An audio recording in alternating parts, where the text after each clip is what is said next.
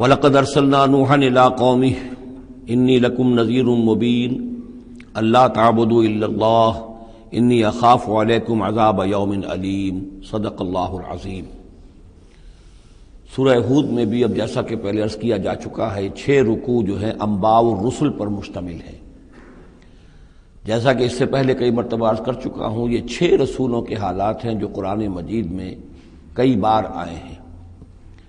سب سے پہلے حضرت نوح علیہ السلام، پھر حضرت ہود، پھر حضرت صالح، پھر حضرت لوط، پھر حضرت شعیب اور پھر حضرت موسیٰ علیہ السلام۔ تو یہ جو نقشہ آپ کے سامنے اس وقت موجود ہے، اس سے آپ کو اندازہ ہو جائے گا کہ یہ پورا یوں سمجھیے ارض القرآن ہے۔ یہ قرآن مجید میں جن رسولوں کے حالات آئے ہیں وہ سب کے سب جو ہیں وہ اس خطے کے اندر وہ مبعوث کیے گئے۔ یہ داہنی طرف جو ہے وہ جو خلیج فارس ہے، یہ خلیج فارس سیدھا اوپر اگر لکیر چلی جائے گی، اور ادھر سے یہ جو بحر قلزم ہے، اس کے جو یہ اوپر جا کے 2 کھاڑیاں بن گئی ہیں، تو وہ جو ہے خلیج عقبہ آخر میں اوپر، اس سے لکیر جائے گی۔ تو یہ دونوں لکیریں جہاں جا کر مل جائیں گی، وہ اس نقشے میں ابھی نظر نہیں آ رہا، ذرا نیچے کیجئے تو شاید نظر آ جائے گا۔ یہ جگہ ہے جہاں پہ وہ سرخ نشان بنا ہوا ہے، یہ علاقہ ہے جہاں کہ حضرت نوح علیہ السلام کی قوم آباد تھی، اور معلوم ہوتا ہے کہ اس وقت تک نسل انسانی صرف اسی علاقے میں تھی۔ یہیں پر عذاب آیا ہے، بہت بڑا جو طوفان آیا ہے، اور اسی سے ذرا اور اوپر چل کر شمال کی طرف پہاڑی علاقہ ہے کوہ ارارات، اور اسی میں کوہ جودی ہے۔ یہ علاقہ ہے وہ کہ جس کے اندر حضرت نوح علیہ السلام کی قوم آباد تھی۔ اس کے بعد جب وہ حضرت نوح علیہ السلام اور ان کے جو بھی بیٹے تھے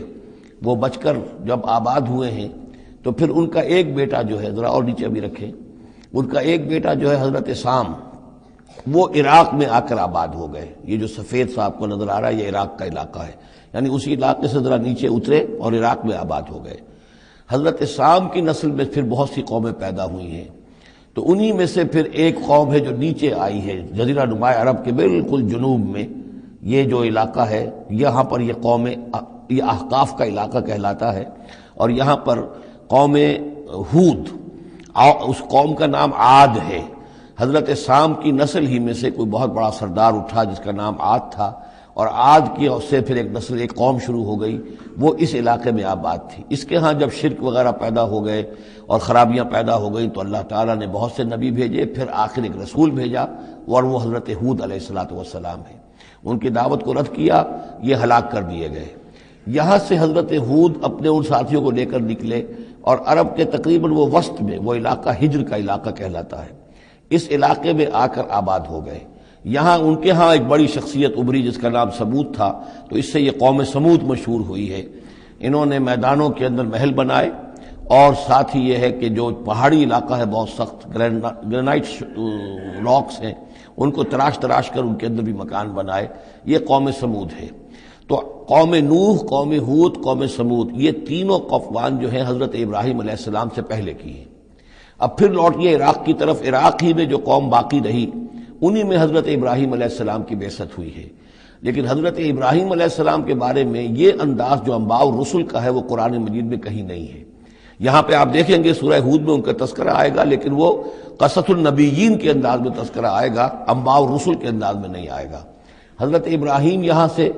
اور یہاں سے پھر انہوں نے ہجرت کی عراق سے، اور شام چلے گئے، پورا صحرا کراس کر کے شام میں جا کر، اور وہاں سے پھر انہوں نے اپنے بیٹے کو اسحاق کو آباد کیا، وہ جو سرخ نشان نظر آ رہا ہے آپ کو، یہ فلسطین کا علاقہ ہے۔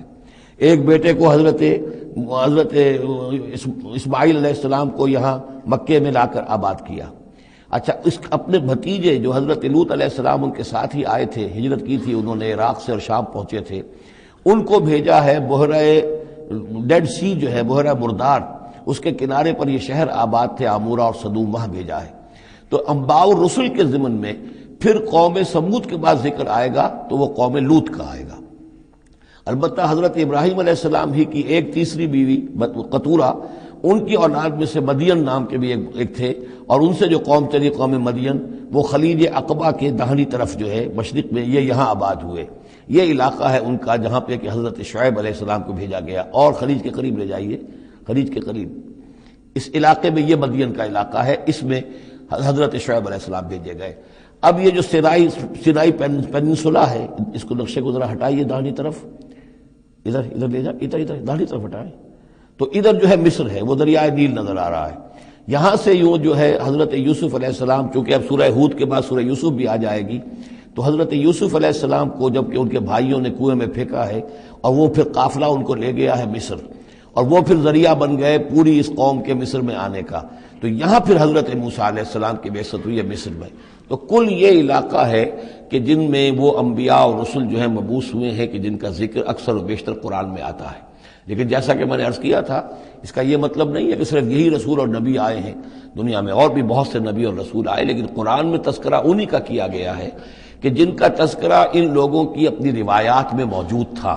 جن کے ناموں سے یہ واقف تھے، لہذا انہی کے حوالے سے قرآن تو کتاب ہدایت ہے۔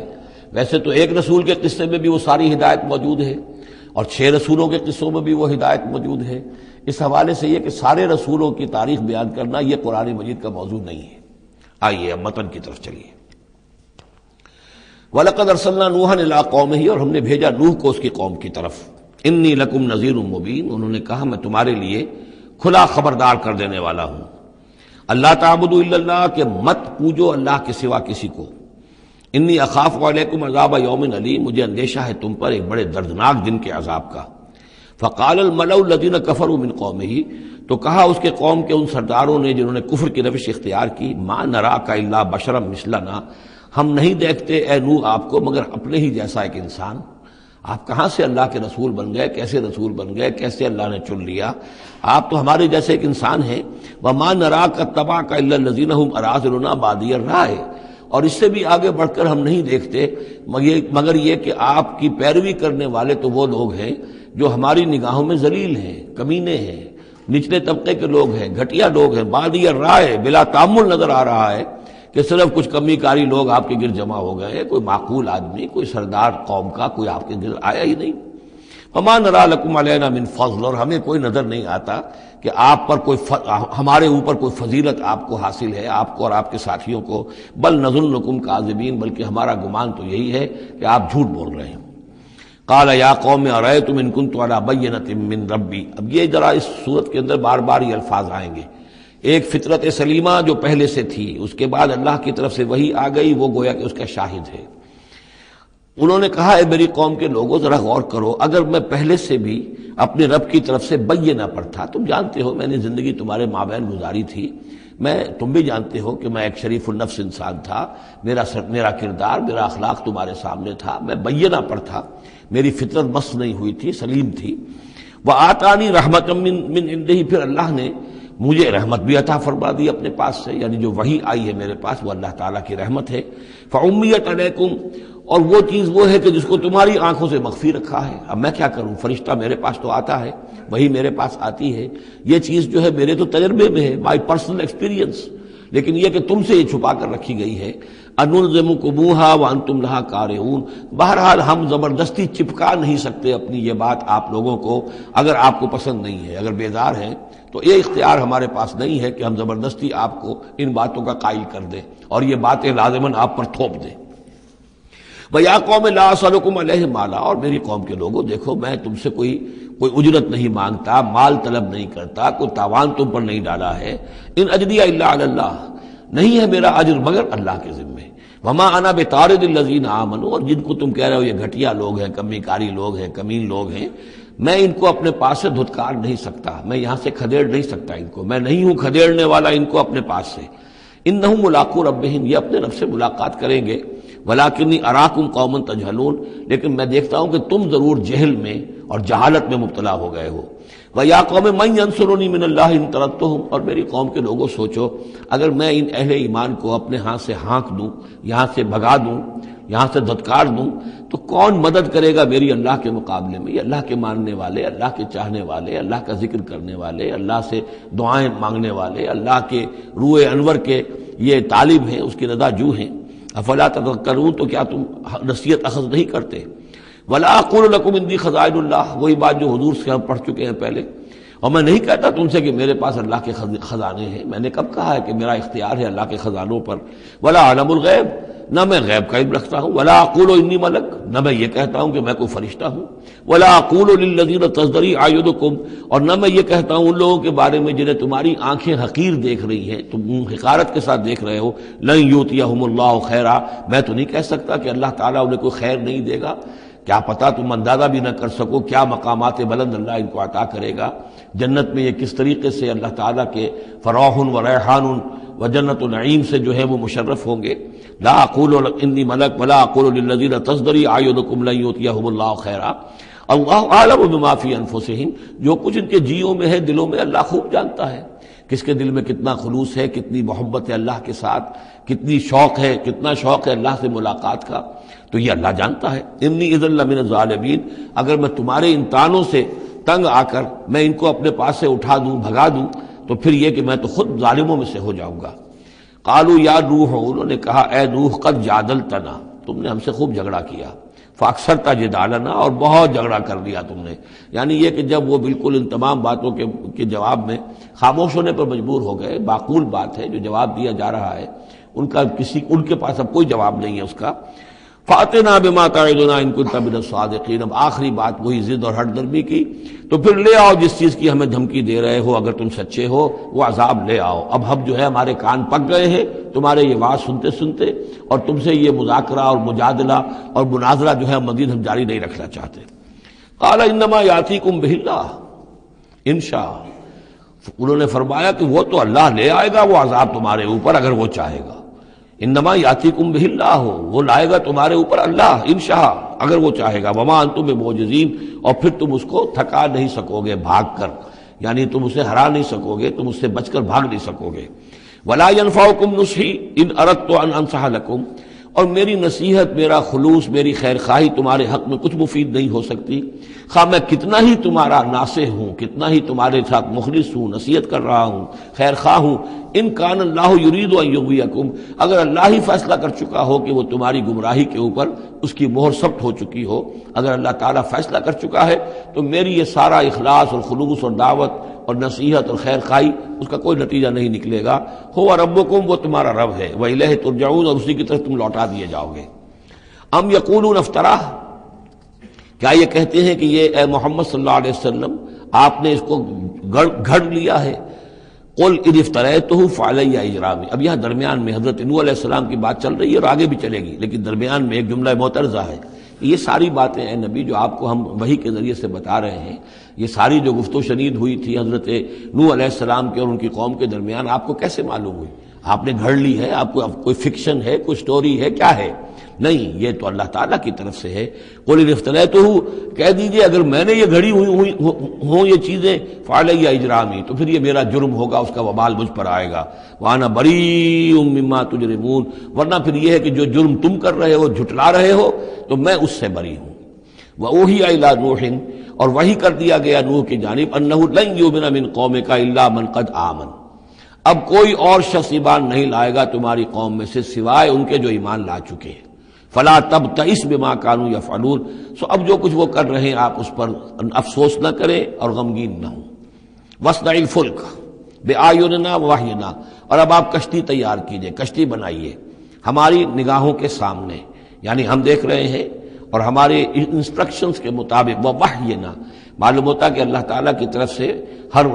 یعنی سٹیپ پر ان کو وحی آ رہی ہے، اور کہ اس طرح کرو، اتنی لمبی بناؤ، ایسی لکڑیاں تیار کرو،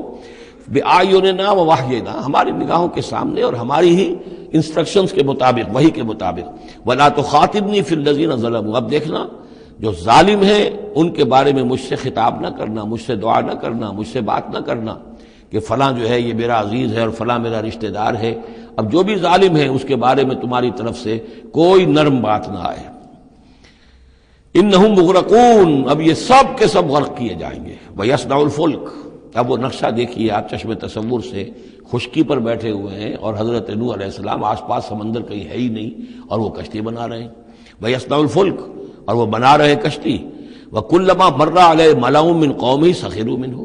جب بھی ان کی قوم کے سردار ان کے پاس سے گزرتے تھے وہ مذاق اڑاتے تھے کہ معلوم ہوتا اب تک تو ہم سمجھتے تھے کہ بہرحال یہ کچھ شاید بات بنا رہا ہے، جھوٹ بول رہا ہے، کیا کر رہا ہے، اب تو معلوم ہوتا ہے بالکل ہی مت ماری گئی، اب کوئی جو ہے ہوش ٹھکانے نہیں رہے یہ۔ تو وہ ہنستے تھے. سخروا منہ قال ان تسخروا منا فإنا نسخر منکم کما تسخرون. حضرت نوح فرماتے تھے کہ تم اگر ہم سے اب اس تمسخر کر رہے ہو، مذاق اڑا رہے ہو، تو وہ وقت قریب آنے والا ہے کہ ہم تمہارا مذاق اڑائیں گے جیسے کہ تم مذاق اڑا رہے ہو ہمارا.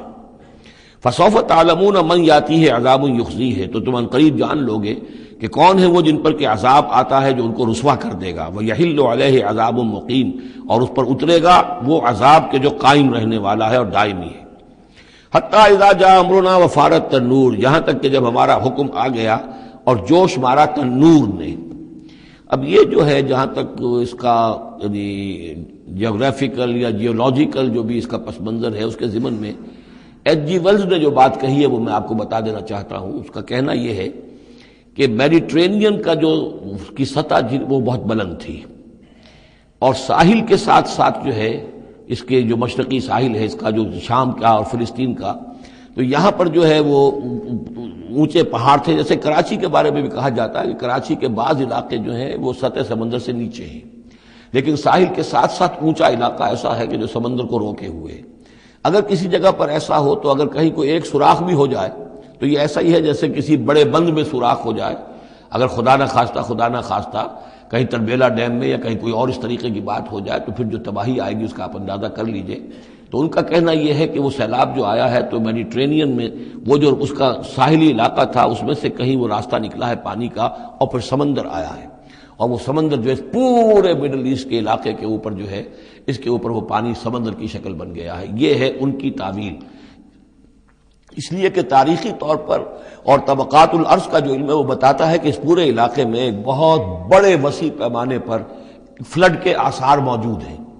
وہ آثار جو ہیں وہ ایسے ہیں کہ اس پورے علاقے کے اندر وہ فلڈ آیا تھا، اور اس کی یہ توجیہ ہے جو وہ لوگ کرتے ہیں.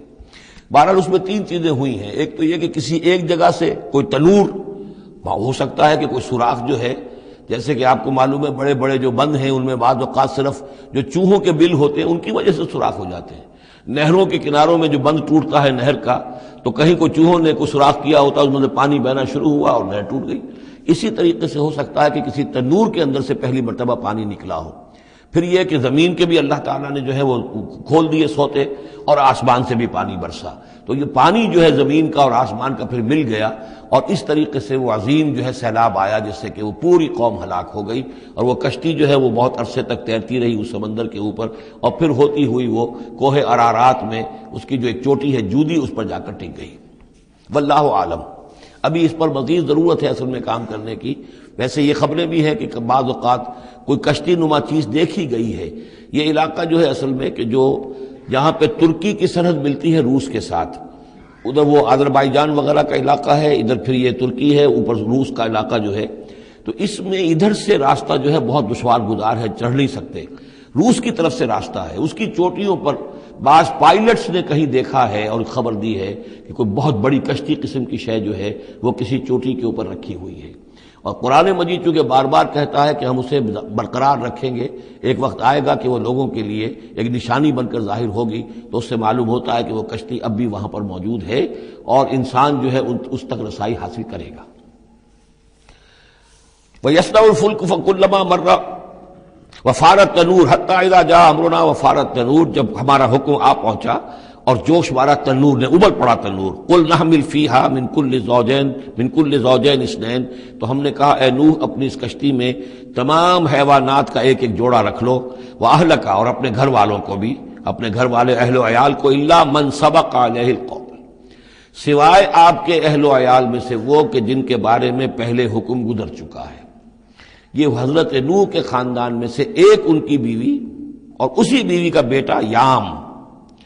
تین بیٹے ان کے ساتھ بچے ہیں جو اہل ایمان تھے، حام، سام اور یافس. سام کی اولاد ہے وہ جو نیچے تمام ہم نے ابھی نقشہ دیکھا ہے. حضرت ابراہیم بھی سامی ہیں، اور یہ قوم عاد بھی سامی، قوم سمود بھی سامی، یہ سیمیٹک ریسز کہلاتی ہیں. لیکن یہ کہ حضرت حام کی اولاد اب وہ اس تفصیل میں نہیں جا سکتا، اور حضرت یافس کی اولاد یہ اور دوسرے علاقوں میں جا کر آباد ہو گئے. یہ جو نیچے کی طرف اترے ہیں یہ حضرت سام کی نسل ہے. چوتھا بیٹا ان کا تھا یام، یا اس کا ایک خطاب اور بھی تھا کنعان، اور اس کی جو ماں تھی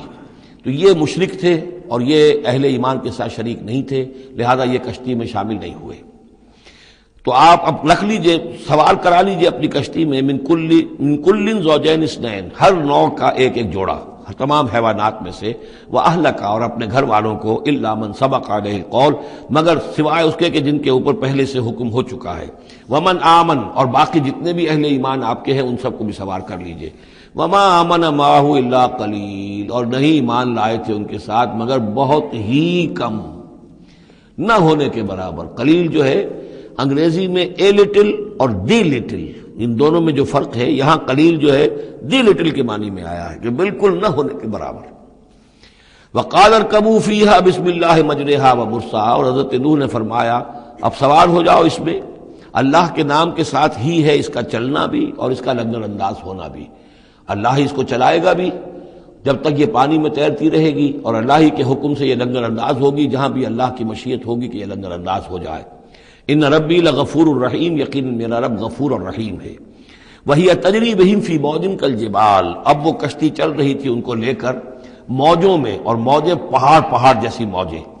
ونادى نوح ابنہ، اور نوح نے پکارا اپنے بیٹے کو، اسی کو یام کو یا کنعان کو، وکان فی معزل، اور وہ ایک کنارے کی طرف تھا، یا بنی ارکب معنا، اے میرے بیٹے آؤ ہمارے ساتھ شریک ہو جاؤ، ولا تکن مع الکافرین، اور کافروں کا ساتھ نہ دو، کافروں کے ساتھ نہ رہو بلکہ ہماری کشتی میں آ جاؤ۔ قال سآوی الی جبل یعصمنی من الماء، اس نے کہا نہیں نہیں، میں ابھی اس پہاڑ کے اوپر چڑھ جاؤں گا، میں وہاں پہنچ جاؤں گا، وہ مجھے پانی سے بچا لے گا۔ قال لا عاصم اليوم من امر اللہ الا من رحم، حضرت نوح نے فرمایا نہیں، آج کے دن کوئی شے بچانے والی نہیں ہے اللہ کے امر سے سوائے اس کے جس پر اللہ ہی رحم فرما دے۔ وحال بینہم الموج، اور اسی گفتگو کے دوران ایک بڑی سی موج حائل ہوئی ان کے مابین، فکان من المغرقین، اور وہ بیٹا جو ہے ان کی نگاہوں کے سامنے غرق ہو گیا۔ وقیل یا ارض ابلعی ماءک، اور کہہ دیا گیا اے زمین اپنے پانی کو نگل جا، واپس پانی زمین کے اندر جذب ہو جائے۔ کتنا وقت لگا ہوگا یہ اللہ بہتر جانتا ہے، لیکن یہ آخر کار جو شکل بنی ہے کہ زمین کے اندر پانی جذب ہو گیا جو زمین سے آیا تھا۔ وَيَا سَمَاءُ أَقْلِعِي، اور اے آسمان تو بھی اب تھم جا، جو بھی بارش آنی تھی، جو اس طوفان کے لیے، اس کو بھی اختتام کا حکم ہو گیا۔ وَغِيضَ الْمَاءُ، اور پانی سکھا دیا گیا۔ وَقُضِيَ الْأَمْرُ، اور فیصلہ چکا دیا گیا۔ وَاسْتَوَتْ عَلَى الْجُودِي، اور وہ کشتی جو ہے جودی پہاڑ کے اوپر جا کر رک گئی۔ وقیل بعدا للقوم الظالمین، اور کہہ دیا گیا ہلاکت اور دوری ہے اس قوم کے لیے کہ جو ظالم تھی، یعنی اب اس کا نسیہ منسیہ ہو گئی، اب اس کا نام و نشان موجود نہ رہا۔ ونادى نوح ربہ، اور پکارا نوح نے اپنے رب کو، فقال رب ان ابنی من اہلی، انہوں نے کہا پروردگار میرا بیٹا میرے اہل میں سے تھا، اور تیرا وعدہ تھا میرے اہل کو بچا لے گا۔ وان وعدک الحق، اور تیرا وعدہ سچا ہے۔ وانت احکم الحاکمین، اور یقیناً تو تمام حاکموں میں سب سے بڑا اور سب سے منصف اور سب سے عادل حاکم ہے۔ قال یا نوح انہ لیس من اہلک، انہوں نے اللہ نے جواب دیا، اے نوح وہ تمہارے اہل میں سے نہیں ہے۔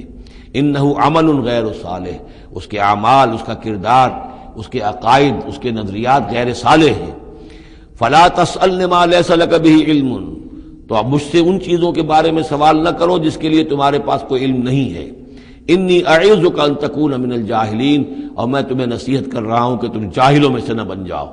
یہاں وہ یاد کر لیجئے سورہ انعام کی آیت 35، اس میں حضور سے کہا گیا تھا فلا تکونن من الجاہلین، میں نے اس وقت بھی نوٹ کرا دیا تھا کہ یہ سخت ترین الفاظ یا حضور سے فرمائے گئے ہیں سورہ انعام میں، اور یہاں پر سورہ ہود میں یہ آئے ہیں حضرت نوح علیہ السلام سے خطاب کرتے ہوئے، انی اعوذک ان تکون من الجاہلین۔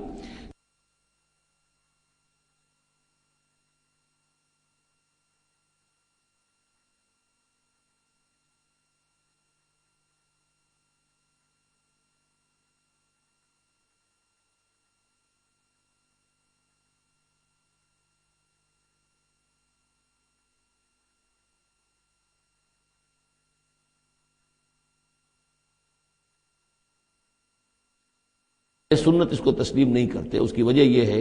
کہ جو قاعدہ دیا گیا ہے سورہ نور میں وہ یہ ہے کہ اللہ تعالیٰ صالح لوگوں کے لیے بیویاں بھی دیکھ دیتا ہے، اور جو خبیثات للخبیثین والخبیثون للخبیثات والطیبین والطیبات للطیبین والطیبین للطیبات، تو یہ چیزیں جو ہے اس کے چونکہ خلاف جاتا ہے، اس لیے یہ کہ صرف مشرک ہونے کی حد تک کہ یہ مشرک تھے باپ ماں بیٹا، اس لیے جو کٹے رہے تو اسی پر اہل سنت کا اجماع ہے۔ قال رب انی اعوذ بک ان اسألک ما لیس لی بہ علم، حضرت نوح نے عرض کیا پروردگار میں تیری پناہ طلب کرتا ہوں اس سے کہ میں تجھ سے ایسی بات کا سوال کروں جس کے لیے کہ میرے پاس کوئی علم نہیں ہے، وَإِلَّا تَغْفِرْ لِي وَتَرْحَمْنِي، اور اگر تو نے مجھے معاف نہ فرما دیا اور رحم نہ فرمایا، اکم من الخاسرین، تو میں تو ہو جاؤں گا خسارہ پانے والوں میں۔ قیل یا نوح اہبط بسلام منا وبرکات علیک، ہم نے کہا نوح اب اترو، اس کشتی سے اترو، بسلام منا، ہماری طرف سے سلامتی کے ساتھ، و برکات، اور برکتوں کے ساتھ، علیکا، جو تم پر بھی ہوں گی، وعلی امم ممن معک، اور ان امتوں پر بھی ہماری یہ برکات ہوں گی کہ جو ان لوگوں کے ساتھ، جو ان کی نسل سے وجود میں آئیں گی جو تمہارے ساتھ ہیں۔ تو گویا کہ نسل انسانی بعد میں عام خیال یہی ہے کہ حضرت نوح علیہ السلام کے 3 بیٹوں ہی سے چلی ہے،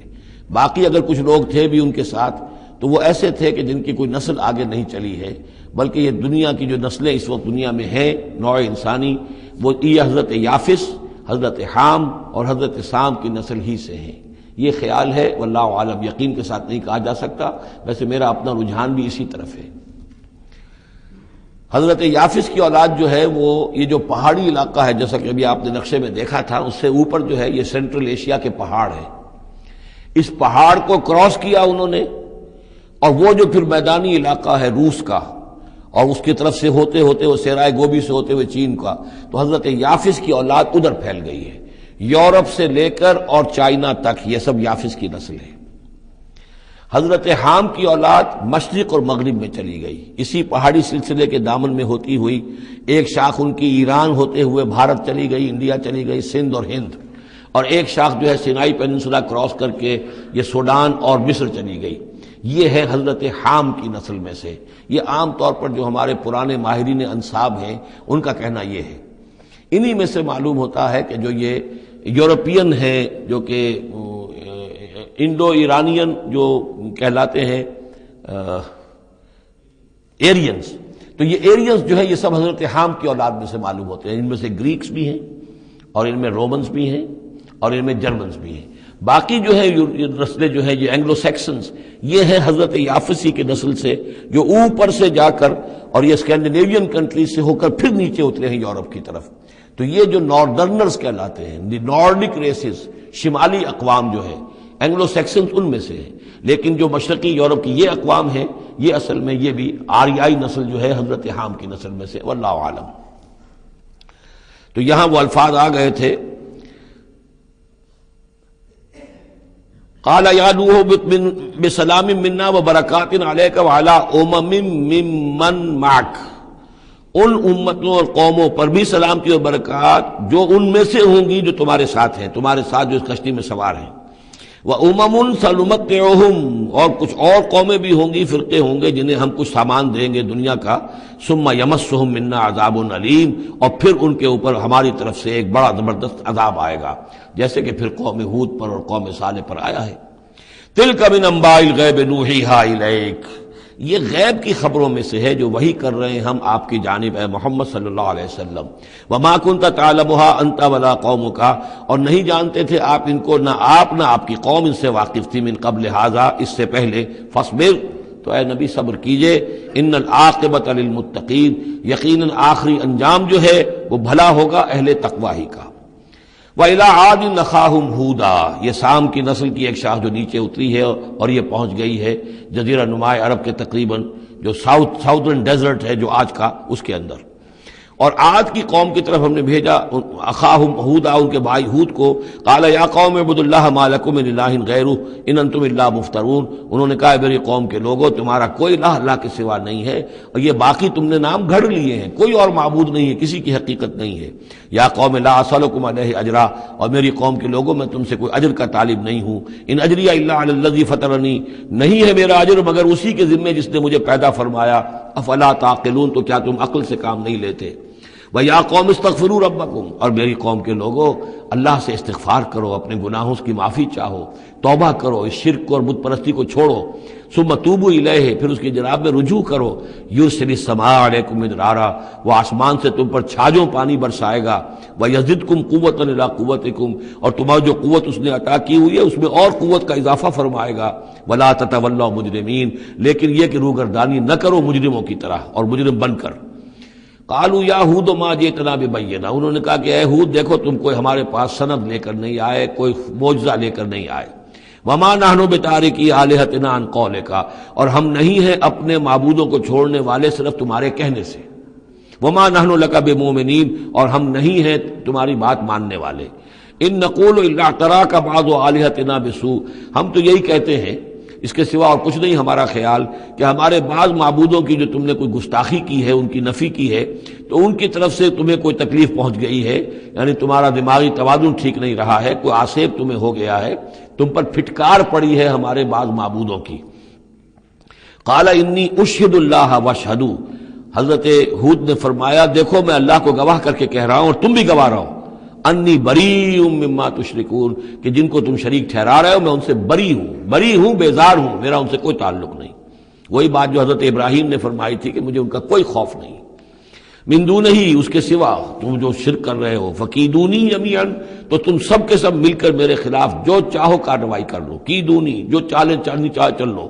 ثم لا تنظرون، مجھے کوئی مہلت نہ دو، انی توکلت علی اللہ ربی و ربکم، میں نے تو توکل کیا ہے اپنے رب پر، اللہ پر جو میرا بھی رب ہے اور تمہارا بھی رب ہے، ما من دابۃ الا هو آخذ بناصیتها، نہیں ہے کوئی بھی جاندار مگر یہ کہ اس کی پیشانی جو ہے اللہ ہی کے ہاتھ میں ہے۔ وہ دعا جو میں نے آپ کو سنائی تھی اس میں حضور کے الفاظ بھی یہ ہیں، وَنَاصِيَتِي بِيَدِكَ، اللہم انی عبدک وابن عبدک وابن امتک فی قبضتک ناصیتی بیدک ماضٍ فی حکمک عدل فی قضاؤک۔ هو آخذ بناصیتها، ہر جاندار کی پیشانی اللہ کے ہاتھ میں، یعنی اس کی قسمت، اس کی تقدیر، اسے کیا ملنا ہے، اس کے ساتھ کیا ہونا، یہ سب اللہ کے ہاتھ میں ہے۔ ان ربی علی صراط مستقیم، یقیناً میرا رب تو سیدھی راہ پر ملے گا، سیدھی توحید کی راہ پر جاؤ گے تو رب کے قریب پہنچو گے۔ میرا رب جو ہے وہ عدل و انصاف کے راستے سے اور صراط مستقیم ہی سے اس تک رسائی حاصل ہو سکتی ہے۔ فَإِن تَوَلَّوْا فَقَدْ أَبْلَغْتُكُم مَّا أُرْسِلْتُ بِهِ إِلَيْكُمْ، پھر اگر تم پیٹھ موڑ لو، منہ پھیرو، انکار کرو، تو میں نے پہنچا دیا ہے تمہیں وہ پیغام جو مجھے دے کر بھیجا گیا تھا، مَا أُرْسِلْتُ بِهِ إِلَيْكُمْ۔ وَيَسْتَخْلِفُ رَبِّي قَوْمًا غَيْرَكُمْ، پھر میرا رب جو ہے تمہیں تباہ کرے گا، ختم کرے گا اور تمہاری جگہ کسی اور قوم کو لے آئے گا۔ وَلَا تَضُرُّونَهُ شَيْئًا، اور تم اس کا کچھ بگاڑ نہیں سکو گے۔ إِنَّ رَبِّي عَلَىٰ كُلِّ شَيْءٍ حَفِيظٌ، یقیناً میرا رب جو ہے ہر چیز کا نگہبان ہے۔ وَلَمَّا جَاءَ أَمْرُنَا، جب ہمارا حکم آ گیا، عذاب کا فیصلہ، نجینا ہودا والذین آمنوا معہ، ہم نے نجات دے دی، بچا لیا ہود کو اور ان کو جو اس کے ساتھ ایمان لائے تھے، برحمت منا، اپنی رحمت سے، ونجیناہم من عذاب غلیظ، اور ہم نے انہیں بچا لیا ایک بہت ہی گاڑھے اور بھاری عذاب سے۔ وتلک عاد جحدوا بآیات ربہم، یہ تھے عاد، یہ تھی قوم، بڑی زبردست قوم، انہوں نے انکار کیا اپنے رب کی آیات کا، وعصوا رسولہ، اور انہوں نے نافرمانی کی اپنے رسولوں کی۔ یہ رسولوں سے مراد کیا ہے؟ اصل میں انبیاء تو آتے رہتے ہیں، آخر میں پھر رسول آتا ہے، چھوٹے چھوٹے، جس طریقے سے کہ اللہ تعالیٰ کی طرف سے سمجھانے کے لیے ان کے معلمین کی حیثیت سے، تو وہاں پہ ان کو بھی رسول کہہ دیا گیا۔ جیسا کہ میں نے کہا تھا قرآن مجید میں یہ الفاظ ایک دوسرے کی جگہ آ جاتے ہیں۔ وَاتَّبَعُوا أَمْرَ كُلِّ جَبَّارٍ عَنِيدٍ، انہوں نے رسولوں کی تو نافرمانی کی اور پیروی کی ان کے حکم کی جو سرکش تھے اور مخالف تھے۔ وَأُتْبِعُوا فِي هَذِهِ الدُّنْيَا لَعْنَةً، اور ان کے پیچھے لگا دی گئی اس دنیا میں بھی لعنت، وَيَوْمَ الْقِيَامَةِ، اور قیامت کے دن کے لیے بھی۔ أَلَا إِنَّ عَادًا كَفَرُوا رَبَّهُمْ، آگاہ ہو جاؤ قوم عاد نے اپنے رب کا کفر کیا تھا۔ أَلَا بُعْدًا لِعَادٍ قوم ہود، سن لو پھٹکار ہے عاد پر جو قوم ہود تھی، جس کی طرف حضرت ہود علیہ السلام کو بھیجا گیا۔ وَإِلَىٰ ثَمُودَ أَخَاهُمْ صَالِحًا، اب ان میں سے جو لوگ بچے تھے وہ پھر آگے وسطی علاقے کی طرف گئے ہیں اور وہاں ہجر کے علاقے میں جا کے آباد ہوئے، وہاں سمود نام کی ایک بڑی قوم ابھری، اور ان کے اندر بھی جب پھر وہی خرابیاں آ گئیں، وہی شیطان نے ان کو پٹی پڑھائی، وہی بت پرستی شروع ہو گئی، وہی ان کے معبود ہو گئے، تراش لیے انہوں نے۔ تو الی ثمود اخاہم صالحا، سمود کی طرف ہم نے بھیجا ان کے بھائی صالح کو. قال یا قوم اعبدوا اللہ ما لکم من الہ غیرہ، انہوں نے فرمایا کہ اے میری قوم کے لوگو اللہ کی بندگی کرو، تمہارا کوئی معبود اس کے سوا نہیں ہے. ہوا انشاکم من الارض، اس نے تمہیں زمین سے اٹھایا ہے، ابھارا ہے، بنایا ہے زمین سے. واستعمرکم فیہا، اور اس میں تم کو آباد کیا ہے. فاستغفروہ، تو اس سے استغفار کرو، اس سے اپنے گناہ بخشواؤ. ثم توبوا الیہ، اور پھر اس کی جانب میں رجوع کرو. ان ربی قریب مجیب، یقین میرا رب قریب ہے اور دعا کا قبول کرنے والا ہے. قالوا یا صالح قد کنت فینا مرجوا، انہوں نے کہا ہے صالح تم سے تو ہماری بڑی امیدیں وابستہ تھی. ظاہر بات ہے کہ ایک شخص جو ہے جس کو اللہ چنتا تھا اپنے اخلاق میں، سمجھ میں، فہم میں، فطانت میں وہ ممتاز ہوتے تھے، تو ہم سمجھتے تھے تم آباء و اجداد کا نام روشن کرو گے. یہ تم نے کیا کیا؟ تم نے تو کہنا شروع کر دیا کہ آباء و اجداد کے جو طریقے ہیں یہ غلط ہیں، ان کا دین غلط ہے، ان کے عقیدے غلط ہیں، ان کے معبود جن کو ہمارے آباء و اجداد پوجتے آئے ان کی کوئی حقیقت نہیں. ہم توقع کرتے تھے کہ تم قوم کا نام روشن کرو گے، تم آباء و اجداد کے لیے عزت کا اور ان کے لیے مزید جو ہے دنیا کے اندر ان کے ناموری کا سبب ذریعہ بنو گے.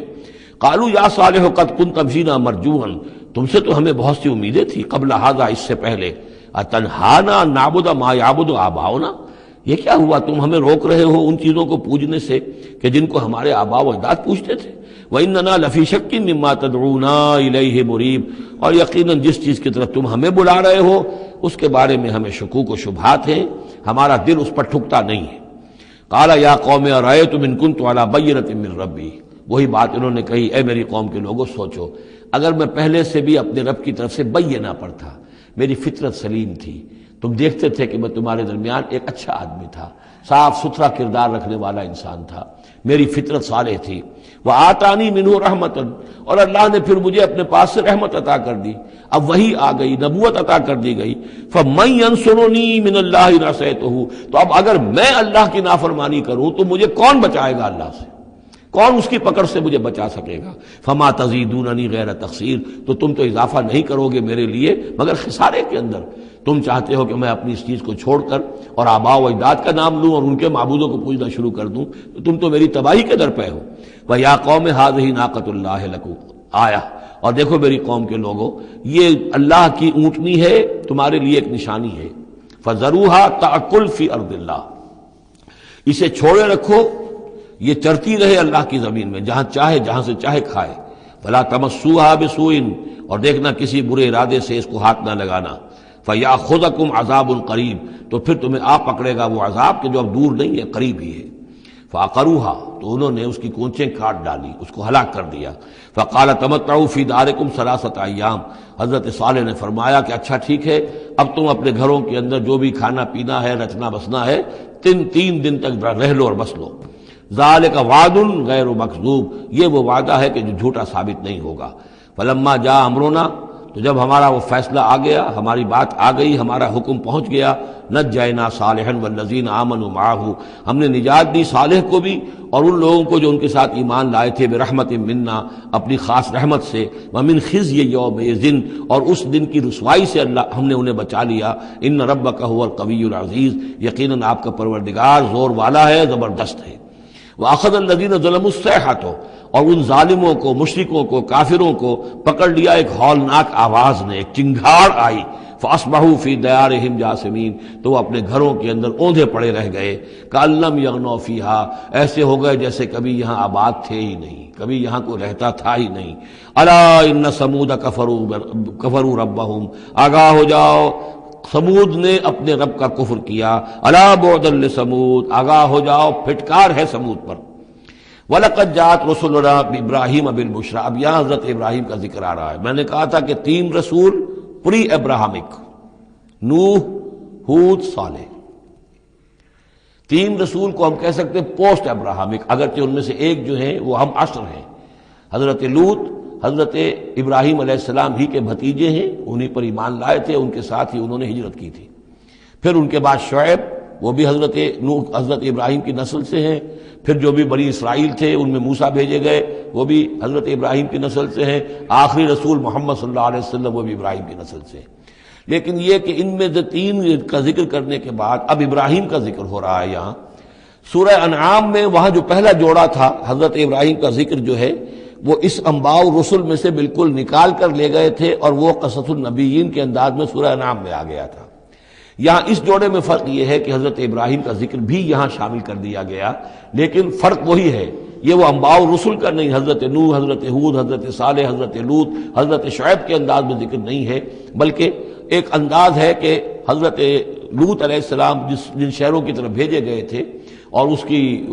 وہاں پہ بسنے والوں نے ان کی بات ماننے سے انکار کیا، تو جو عذاب الہی لے کر جو فرشتے آئے تھے جنہیں بھیجا گیا تھا، وہ پہلے آئے حضرت ابراہیم کے ہاں، اور وہاں حضرت اسحاق کی ولادت کی انہوں نے خوشخبری دی حضرت سارہ کو۔ بس یہ ایک واقعہ بیان کیا درمیان میں، ورنہ اصل مسئلہ جو ہے وہ حضرت لوط کا شروع ہوگا۔ انباء الرسل کے اعتبار سے جو معاملہ ہے وہ حضرت لوط کا واقعہ ہے۔ وَلَقَدْ جَاءَتْ رُسُلُنَا إِبْرَاهِيمَ بِالْبُشْرَىٰ، اور ہمارے فرشتادے، ہمارے ایلچی فرشتے ہمارے بھیجے ہوئے آئے ابراہیم کے پاس بشارت دینے کے لیے۔ قالوا سلاما، انہوں نے آ کر کہا سلام۔ قال سلام، حضرت ابراہیم نے بھی سلام کا جواب سلام سے دیا۔ فما لبث ان جاء بعجل حنیذ، تو پھر ذرا بھی دیر نہ کی، فوراً گئے اور ایک تلا ہوا بچڑا ان کی ضیافت کے لیے لا کر سامنے رکھ دیا۔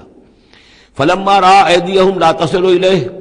تو جب انہوں نے دیکھا کہ ان کا تو ہاتھ آگے بڑھ ہی نہیں رہا اس بچڑے کا گوشت کھانے کے لیے، آمادہ ہی نہیں ہے، نکرہم، تو اب وہ کچھ کھٹکے دل میں کہ یہ ہے کون۔ اس زمانے میں رواج یہ ہوتا تھا کہ دشمن جب آتے تھے کسی کو قتل کرنے کے لیے تو اس کا نمک نہیں چکھتے تھے، نمک خار ہو جائیں گے تو پھر کیسے قتل کریں گے۔ تو ایک تو اندیشہ یہ ہوا کہ یہ کسی برے ارادے سے آئے ہیں جو میری یہ ضیافت قبول نہیں کر رہے۔ نکرہم واوجس منہم خیفہ، اور ان کے دل میں، حضرت ابراہیم کے دل میں ان کی طرف سے ایک خوف پیدا ہو گیا۔ قالوا لا تخف، انہوں نے کہا نہیں آپ ڈریے نہیں،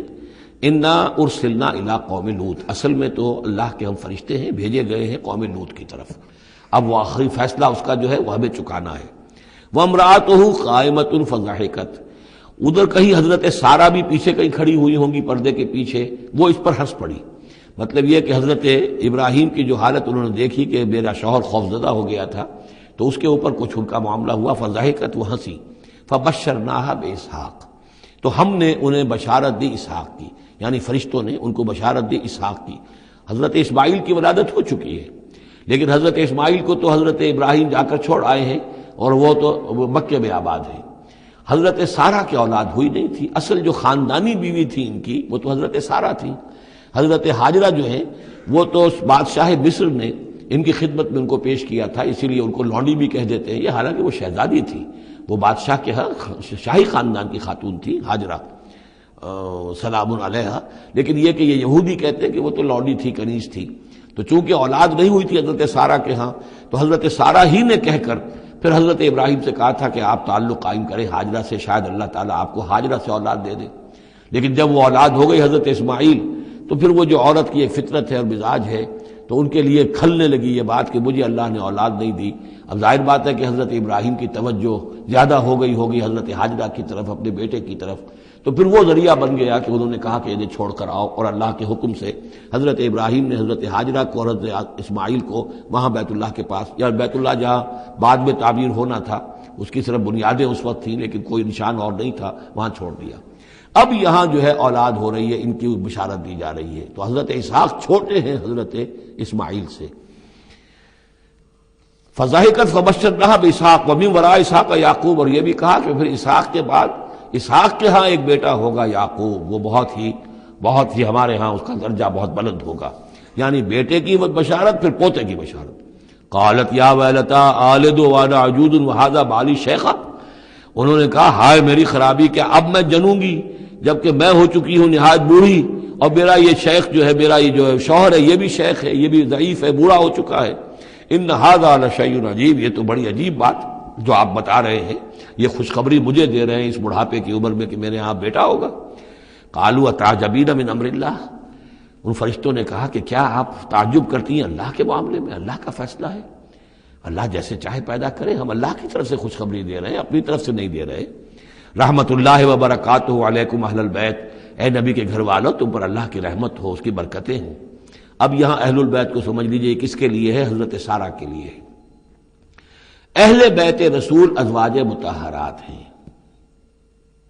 ان کی ایکسٹینشن ہے جو حضور نے کہا ہے اللہم ہؤلاء اہل بیتی، اے اللہ یہ بھی میرے اہل بیت ہیں، حضرت فاطمہ، حضرت علی، حضرت حسن، حضرت حسین، وہ بھی اہل بیت میں یہ ایکسٹینشن ہے۔ اہل بیت اصلاً نبی کی بیوی، یہاں پر کس کے لیے آ رہا؟ حضرت سارہ کے لیے۔ گھر والے ہم کہتے بھی ہیں گھر والے، گھر والے کون ہوتے ہیں؟ گھر والی تو بیوی ہوتی ہے۔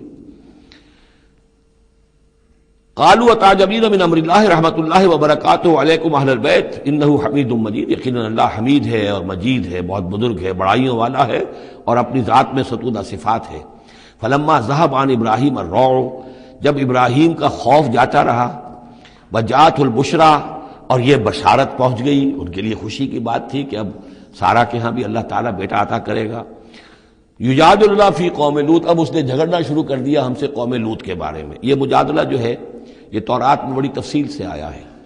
کہ دیکھو تم جو جا رہے ہو، اگر اس شہر کے اندر، ان بستیوں کے اندر 50 آدمی بھی راست باز ہوں گے تو کیا کرو گے؟ کیا پھر بھی ہلاک کر دو گے؟ فرشتوں نے کہا نہیں، اگر 50 آدمی وہاں ہوئے، اگر راست باز ہوئے تو ہم ہلاک نہیں کریں گے۔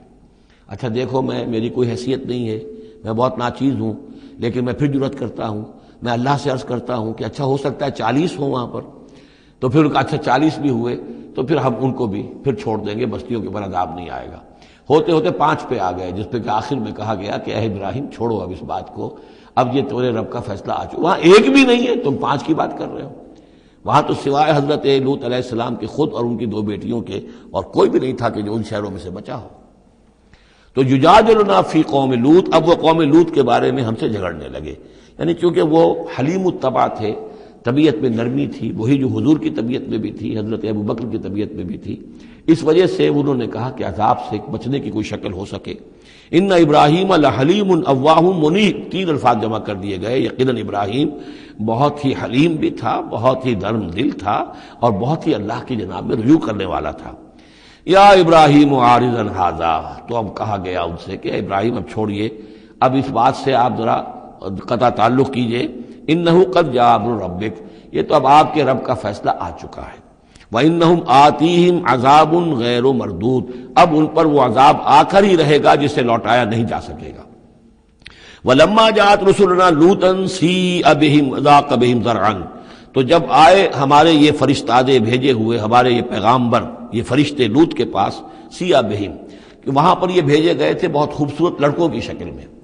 اور ان کے ہاں جو تھا معاملہ، آپ کو معلوم ہے کہ جو عبرت پرستی ان کے ہاں تھی اور جو سوڈمی تھی، تو یہ لڑکے خوبصورت آ گئے تو اس قوم کے لیے، تو ان کے لیے جشن ہو گیا کہ ہمارے لیے شکار آ گئے ہیں بہت اچھے، لوط کے ہاں بڑے عمدہ شکار پہنچے ہیں، لہذا وہ سب غول کے غول اب آ رہے ہیں، حضرت لوط علیہ السلام کے گھر پر چڑھائی کر رہے ہیں۔ تو جب ہمارے یہ فرشتادہ، ہمارے یہ جو نوجوان لڑکوں کی شکل میں جن کو بھیجا گیا تھا فرشتوں کو، وہ جب پہنچے حضرت لوط کے پاس، سِیءَ بِهِمْ، وہ ان کو دیکھ کر بہت غمگین ہوا کہ یہ بڑا میرے لیے، وَضَاقَ بِهِمْ ذَرْعًا، ان کا دل بڑا تنگ ہوا، وَقَالَ هَذَا يَوْمٌ عَصِیبٌ، اور انہوں نے کہا یہ تو میرے لیے بڑا سختی کا دن آ گیا ہے، میرے پاس اتنی طاقت نہیں ہے کہ میں ان بدبختوں کا مقابلہ کر سکوں، اپنے ان مہمانوں کو ان کی دستبرد سے میں بچا سکوں، اور وہ لوگ جو ہیں جانتے تھے جس قسم کی خبیث ان کی تباہی ہو چکی تھی کہ وہ کسی اپیل اور کسی دلیل سے باز آنے والے نہیں ہیں، تو اس سے ان کے دل کے اندر جو ہے وہ ایک عجیب کیفیت پیدا ہوئی۔ سِیءَ بِهِمْ وَضَاقَ بِهِمْ ذَرْعًا وَقَالَ هَذَا يَوْمٌ عَصِیبٌ وَجَاءَهُ قَوْمُهُ يُهْرَعُونَ إِلَیْهِ، اور اب آئی اس کی قوم اس کے پاس والہانہ دوڑتی ہوئی، بڑے خوشی سے ناچتے ہوئے آ رہے ہیں کہ آج تو ہمارے لیے جو ہے وہ بہت ہی عمدہ شکار پہنچ گیا ہے۔ وَمِن قَبْلُ كَانُوا يَعْمَلُونَ السَّیِّئَاتِ، اور وہ پہلے ہی سے ان گندے کاموں کے اندر ملوث تھے۔ قَالَ يَا قَوْمِ هَؤُلَاءِ بَنَاتِي هُنَّ أَطْهَرُ لَكُمْ، حضرت لوط نے فرمایا کہ دیکھو میری قوم کے لوگوں، میری بیٹیاں موجود ہیں، وہ تمہارے لیے بہت پاکیزہ ہیں۔ اس کے 2 معنی کیے گئے، ایک تو یہ کہ بیٹیوں سے مراد ہے کہ جو تمہاری بیویاں ہیں وہ میری بیٹیوں کے مانند ہیں۔ نبی جو ہوتا ہے وہ گویا کہ قوم کے لیے والد کی جگہ ہے، جیسے کہ قرآن مجید میں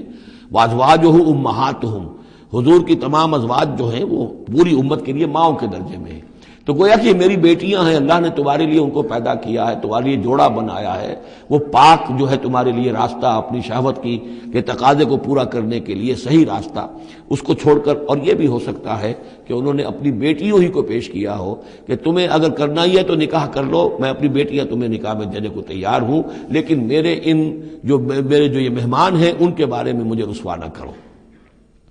قال یا قوم ہؤلاء بناتی ہن اطہر لکم فاتقوا اللہ ولا تخزون فی ضیفی، تو اللہ کا خوف کرو اور دیکھو مجھے میرے مہمانوں کے معاملے میں رسوا مت کرو۔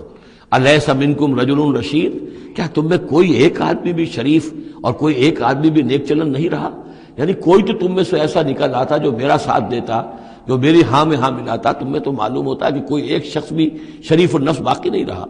قالوا لقد علمت ما لنا فی بناتک من حق، انہوں نے کہا کہ اے لوط تمہیں خوب معلوم ہے تمہاری بیٹیوں پر ہمارا کوئی حق نہیں ہے۔ اس سے معلوم ہوتا ہے وہ دوسری ہی بات ہی زیادہ راجح ہے۔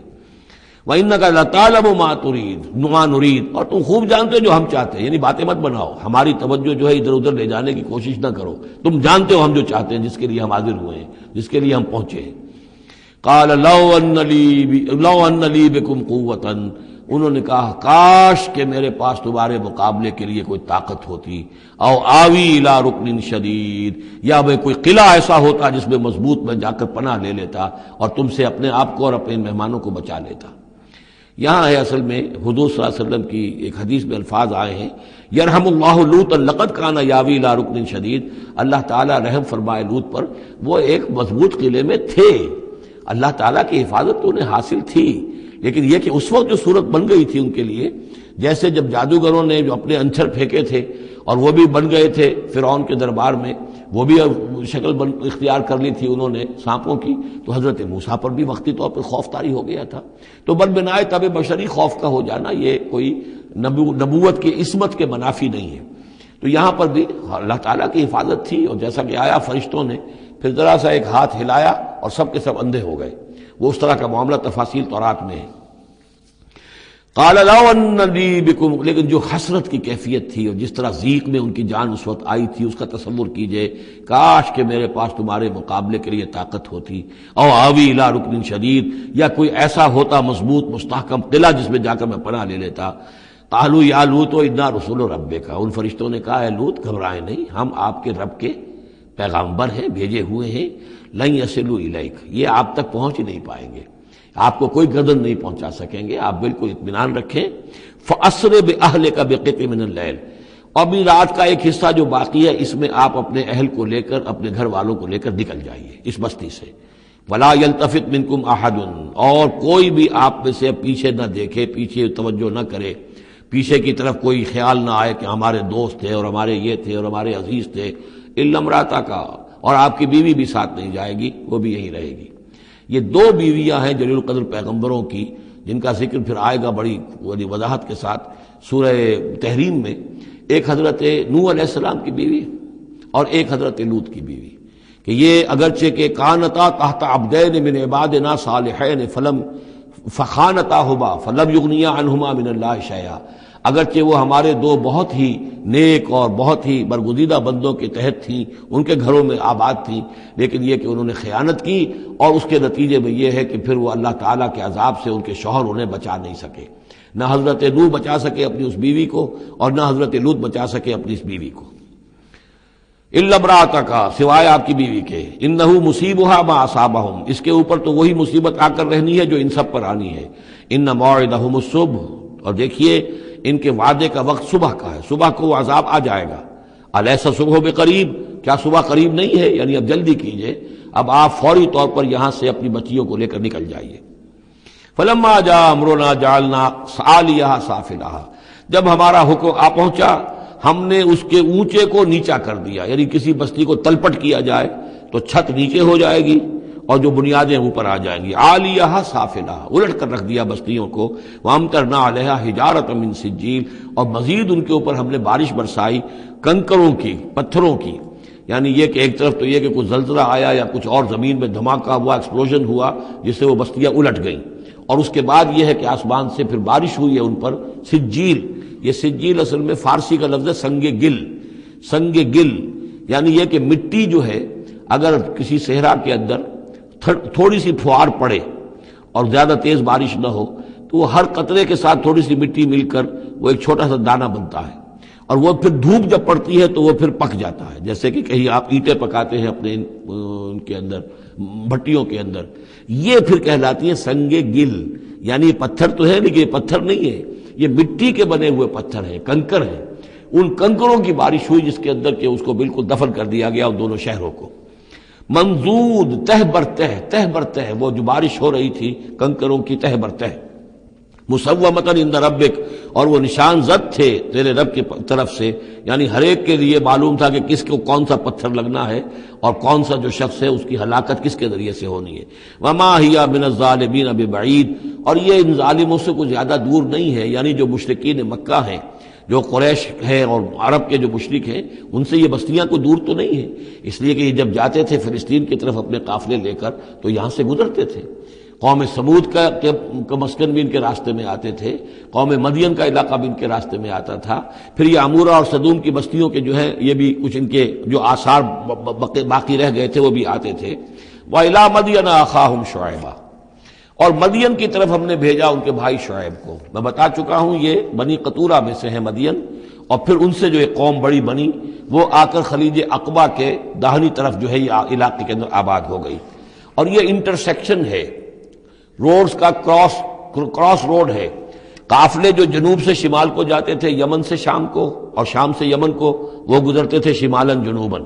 اور قافلے جو عراق سے آتے تھے اور مصر کو جاتے تھے وہ گزرتے تھے شرقاً غرباً. اس طریقے سے یہ جو ہے انٹرسیکشن تھا ان قافلوں کا. تو یہاں بڑی خوشحالی ہوئی، کاروبار چمکے ان کے، لیکن اس قوم کے اندر پھر وہ خرابیاں آئیں جو ہم پڑھ چکے ہیں سورہ اعراف میں، کم تولنا، کم ناپنا، رہزنی کرنا، جھوٹ بولنا، دھوکہ دینا، یعنی شرک کے علاوہ.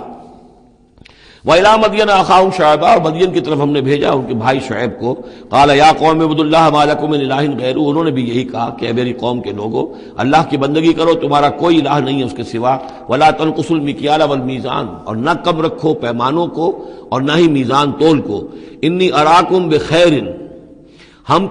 میں تمہیں دیکھ رہا ہوں کہ آسودہ حال ہو، اللہ نے تمہیں آسودہ حال کیا ہے. انی اخاف علیکم عذاب یوم محیط لیکن اگر تم اپنی ان غلط بدعمالیوں سے باز نہ آئے تو مجھے اندیشہ ہے کہ تم پر ایک ایسے دن کا عذاب آ جائے گا جو تمہیں گھیر لے گا. وَيَا قَوْمِ أَوْفُوا الْمِكْيَالَ وَالْمِيزَانَ بِالْقِسْطِ اور میری قوم کے لوگوں پیمانہ اور تول جو ہے عدل اور انصاف کے ساتھ پورا دیا کرو. وَلَا تَبْخَسُوا النَّاسَ أَشْيَاءَهُمْ اور مت کم کیا کرو، گھٹایا کرو لوگوں کے لیے ان کے سامان. وَلَا تَعْثَوْا فِي الْأَرْضِ مُفْسِدِينَ اور نہ ہی زمین میں فساد مچاتے پھرو. بقیت اللہ خیر لکم جو بھی اللہ کی طرف سے بچت ہو جائے، صحیح تولو، صحیح ناپو، پھر جو بچ جائے تو گویا کہ وہ اللہ تعالیٰ کی طرف سے تمہیں ایک نفع ہے جو اللہ نے دیا ہے. تو جو بھی صحیح تجارت کرتے ہوئے بچت ہو جائے، نفع ہو جائے، وہ بقیت اللہ ہے. بقیت اللہ خیر لکم ان کنتم مؤمنین اگر تم مومن ہو، اگر مانتے ہو میری بات کو، ماننے والے ہو تو وہ تمہارے لیے بہتر ہے. وما انا علیکم بحفیظ لیکن میں تمہارے اوپر کوئی نگران اور نگہبان نہیں ہوں، میں ٹھیکیدار نہیں ہوں، میرا کوئی زور تم پر نہیں چل رہا، میں تمہیں سمجھا رہا ہوں اور نیکی کی تلقین کر رہا ہوں. قالوا یا شعیب وصلاتک تأمرک ان نترک ما یعبد آباؤنا انہوں نے کہا اے شعیب کیا تمہاری نماز تمہیں اس بات کا حکم دیتی ہے کہ ہم چھوڑ دیں ان کو کہ جن کو پوجتے تھے ہمارے آباء و اجداد. اگرچہ حضرت شعیب کی گفتگو میں تذکرہ نہیں ہے لیکن یہ کہ وہ کامن مرض جو ہے، مشترک مرض، بیماری وہ تو موجود تھا، یعنی وہ شرک. او ان نفعل فی اموالنا ما نشاء یا یہ تمہاری نماز جو ہے تمہیں روکتی ہے، حکم دیتی ہے اس بات کا کہ ہم اپنے مال میں جو چاہے نہ کر سکیں. ہمارا مال ہے، یہ جو آج بھی دنیا میں تصور ہے سیکریٹ رائٹ آف اونرشپ، میرا مال ہے میں جو چاہوں کروں، اسی سے پھر وہ ساری خرابیاں پیدا ہوتی ہیں. مال آپ کا ہے، اللہ کی امانت ہے، آپ کے پاس ہے، مالک اللہ ہے، لیکن اس میں اللہ کے حکم کے مطابق تصرف کرنا ہے. یہاں کوئی سیکریٹ رائٹ آف اونرشپ نہیں ہے. یو آر ٹرسٹیز یہ امانت چند روزہ نزد ماست در حقیقت مالک ہر شے خداست. یہ تو چند دن کی ایک امانت ہے تمہارے پاس جو ہے، ورنہ حقیقت میں تو مالک حقیقی ہر شے کا اللہ ہے. تو جب انسان مالک اپنے آپ کو سمجھتا ہے فی اموالنا تو پھر ما نشاء جو ہم چاہیں گے کریں گے، اور نفعل فی اموالنا ما نشاء تو تم ہمیں روکنا چاہتے ہو اس چیز سے. تمہاری نماز اور دینداری جو ہے اس نے تمہیں یہی سکھایا ہے کہ ایک تو ہمارے معبودوں سے ہمیں برگشتہ کرو اور دوسرے یہ کہ ہمیں یہ کہو یہ کرو یہ نہ کرو. ہمارے مال ہیں، ہم جیسے چاہیں گے اس کے اندر معاملہ کریں گے. انک لانت الحلیم الرشید ہاں ایک ہی تم ہی تو رہ گئے ہو کہ جو بہت نیک ہو، باوقار ہو، باقی تم ہم پر تنقیدیں کر رہے ہو، ہمیں کہہ رہے ہو کہ ہم غلط کام کر رہے ہیں. قال یا قوم ارأیتم ان کنت علی بینۃ من ربی، انہوں نے وہی بات فرمائی میری قوم کے لوگوں، سوچو اگر میں پہلے سے بھی اپنے رب کی طرف سے بینہ پر تھا، میری فطرت صحیح تھی، میرا کردار صحیح تھا، میں تمہارے ہاں ایک نیک انسان کی حیثیت سے معروف تھا، جیسے حضور الصادق الامین کی حیثیت سے متعارف تھے، وَرَزَقَنِي مِنْهُ رِزْقًا حَسَنًا، اور اللہ تعالیٰ نے اور اپنے پاس سے مجھے اچھا رزق دیا ہے، وحی آئی ہے، نبوت مجھے مل گئی ہے، وَمَا أُرِيدُ أَنْ أُخَالِفَكُمْ إِلَىٰ مَا أَنْهَاكُمْ عَنْهُ، اور میں یہ ہرگز نہیں چاہتا کہ جس چیز سے تمہیں میں روک رہا ہوں، تمہیں اس سے روک کر میں خود وہی کام کرنے لگوں۔ ان اريد الا الاصلاح، میں نہیں چاہتا سوائے اصلاح کے، مستطاعت ہو، جتنا بھی میرے امکان میں ہو، وما توفیقی الا باللہ، اور میری توفیق تو ہے تو اللہ ہی کی طرف سے ہے، جو بھی میرے اندر ہمت ہے، جو بھی استقامت ہے، اور جو بھی مجھ سے کام بن رہا ہے وہ اللہ کی طرف سے ہے۔ علیہ توکلت، تو میں نے اسی پر توکل کیا ہے، وإلیہ انیب، اور اسی کی طرف میرا رجوع کرنا ہے۔ بارک اللہ لی ولکم فی القرآن العظیم ونفعنی وإیاکم بالآیات والذکر الحکیم۔